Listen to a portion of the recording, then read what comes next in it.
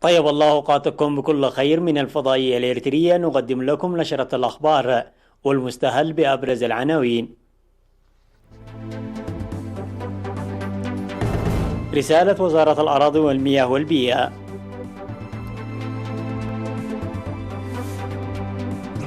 إلقاء مدفوعات إيجارات البيوت.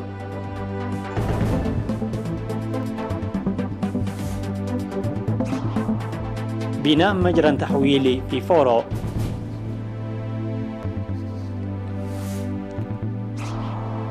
الصحة العالمية تستأنف التجارب السريرية.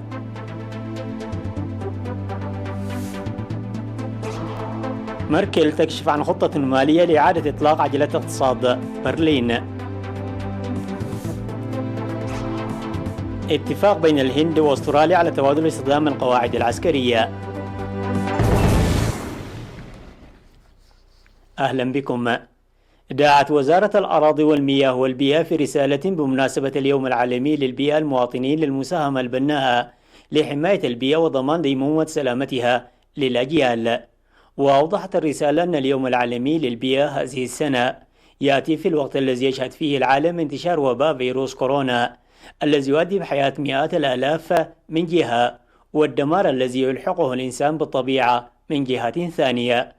وذكرت الرسالة بأن الغذاء والدواء والهواء والمناخ هبة التنوع الإيحائي للطبيعة، لكن الإنسان وبدلا تنمية المخلوقات والاستفادة الرشيدة من الموارد الطبيعية يقوم بتدميرها انطلاقا من الجشع، موضحة بأن الإخلال بتوازن الطبيعة في العالم أدى لانقراض الكثير من الأحياء.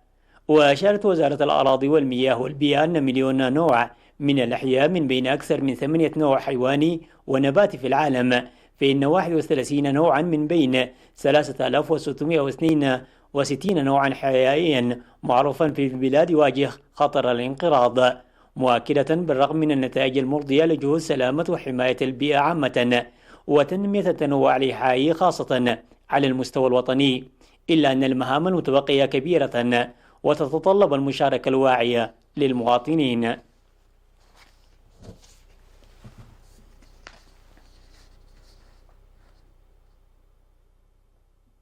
يقوم المواطنون في الداخل والمهجر إلقاء مدفوعات إيجارات البيوت.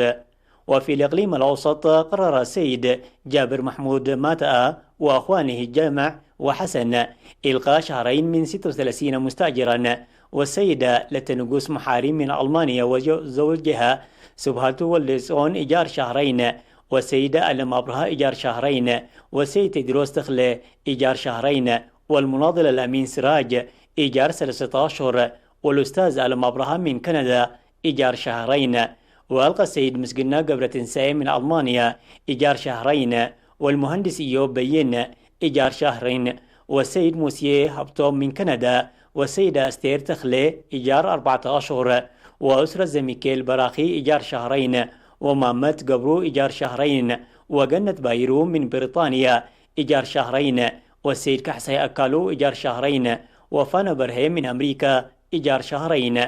وألقى السيد زومي نقاش من ألمانيا إيجار شهرين، وسيدة إلسات ولد برهان إيجار شهرين، وإلسات ولد متهن إيجار شهرين، ورهيل إفريم من أمريكا، وويني قبر ميكيل من إيطاليا إيجار 3 أشهر، وسيد مزجن قبرزقي وأسرة باشاي قبر آب درس من أمريكا إيجار شهر.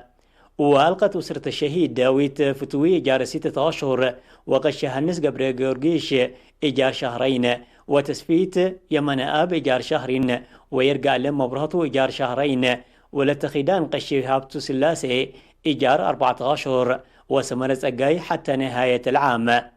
وزنت لا إيجار شهرين، وغش ولدو تسفاي إيجار شهر، وشيشاي قويتوم إيجار شهرين، وإفريم تخلى مريم إيجار شهر، وكذاني نقسي ل15 أشهر، وداويد كحسي حتى نهاية العام. وألقى السيد سمون في السهيم من أمريكا، والسيد قرماي أمباي من السويد إيجار شهرين، والسيد كيداني قرمازين من ألمانيا ل3 أشهر.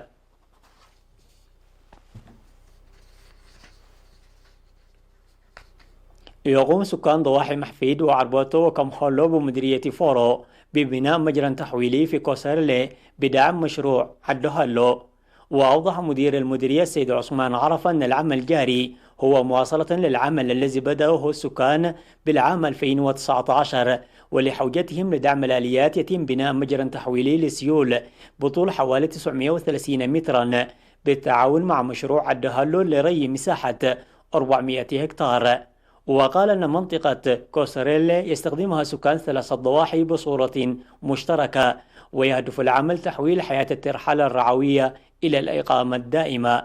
وأشار إلى بناء مجرى تحويلي بطول حوالي 120 مترا في روبيا وحفيرين في ملا كيسورو بمشروع الدهالو.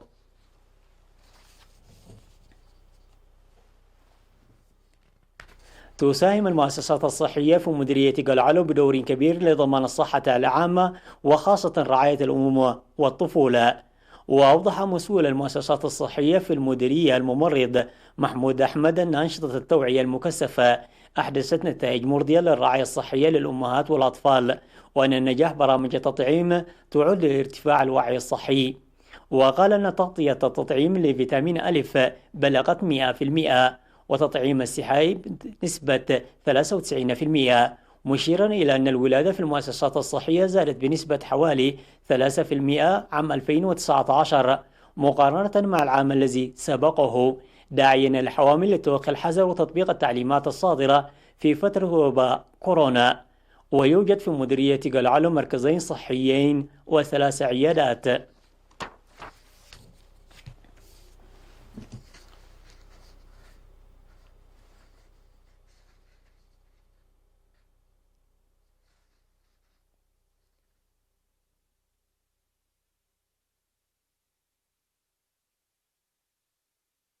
من الأخبار المحلية إلى العالمية بعد فاصل قصير، تفضلوا بالبقاء معنا.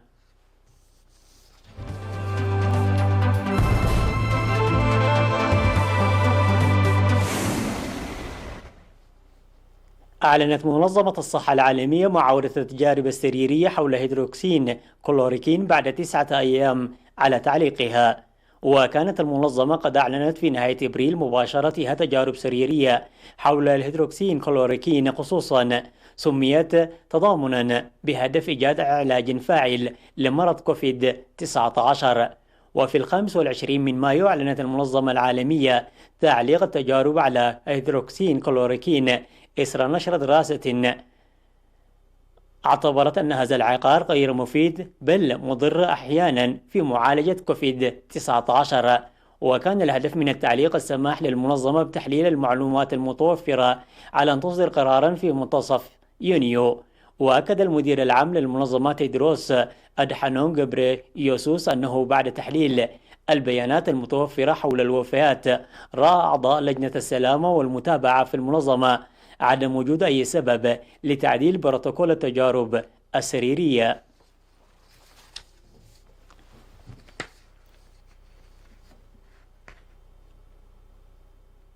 أعلنت المستشارة الألمانية أنجيلا ميركل عن خطة تحفيز لإعادة إطلاق العجلة الاقتصادية الألمانية ب 130 مليار يورو لعامي 2020-2021 في مرحلة ما بعد وباء كوفيد 19.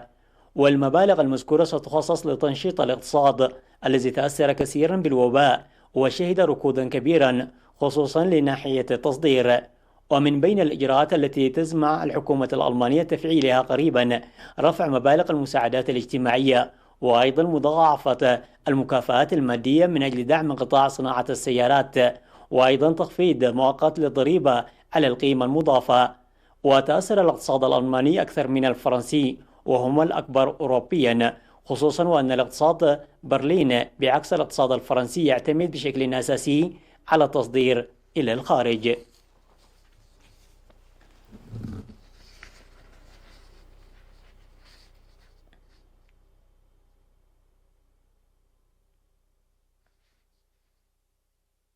قالت وزارة الخارجية الهندية أن الهند وأستراليا أبرمتا اتفاقا على استخدام القواعد العسكرية في كل منهم الأخرى، وهو اتفاق سيمهد لطريق لمزيد من التبادل العسكري والتدريبات في منطقة المحيطين الهندي والهادئ.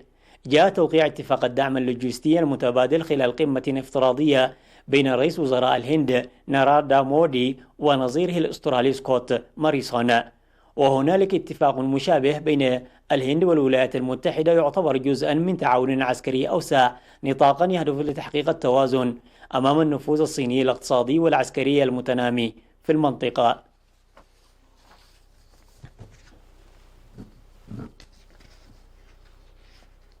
أودت عاصفتان استوائيتان بحياة 26 شخصا على الأقل منذ الأسبوع الماضي في أمريكا الوسطى بحسب حصيلة رسمية جديدة. وأفادت حصيلة حكومية جديدة أنه في السلفادور تسببت العاصفتان أماندا وكريستوبوال بوفاة 20 شخصا وفقدان 13 شخصا. من جانب آخر أودت العاصفة أماندا التي ضربت المنطقة بحياة 4 أشخاص في الهندوراس واثنين في غواتيمالا. وتسببت العاصفتان بفيضانات وانزلاقات ترابية وانقطاع التيار الكهربائي والإمدادات بالمياه العذبة. وبحسب رئيسة مكتب حكومة السلفادور فإنه تم إجلاء 11179 شخصا ونقلهم إلى 210 ملجأ في مختلف أنحاء البلاد. وتشير توقعات الإرصاد الجوية إلى أن الأمطار الغزيرة ستواصل الهطول في السلفادور، حيث دعت السلطات السكان إلى البقاء متيقظين.